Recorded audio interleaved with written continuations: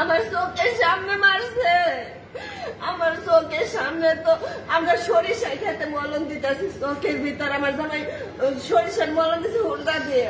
আমরা জানি না যে কি হয়েছে, এলাকায় কি হয়েছে। আমরা চোখের ভিতরে 4-5 জন মানুষ যায়।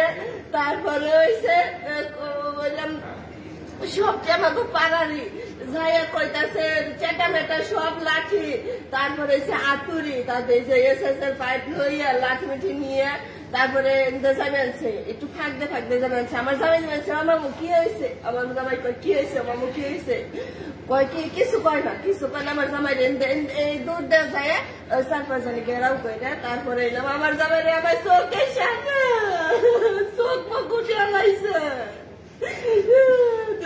কারা মারছে? আপনি কি তাদেরকে চিনেন? নাম চিনেন তাদের? নাম কি? নাম কি তাদের?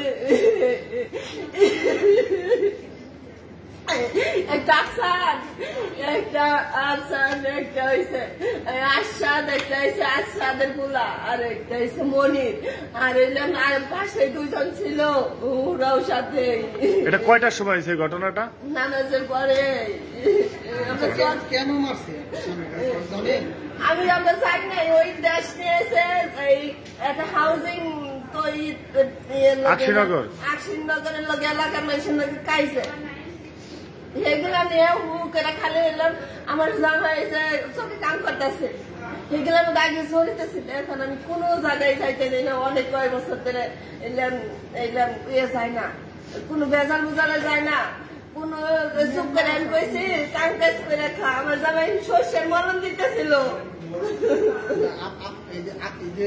হাউজিং এর সাথে ঝামেলা লাগাবাসি, আপনার জামাই কোন পক্ষে ছিল? কোন পক্ষে? গ্রামের লোকের পক্ষে?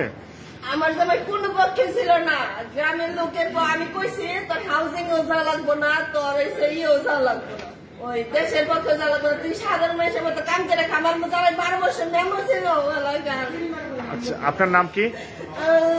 আপনার নামটা কি আপা? আপনার নামটা কি? আমার নাম ইয়াসমিন। আমার 2টা ছেলে আছে, এত বড় বড় 8 বছর আর 10 বছর। এগুলা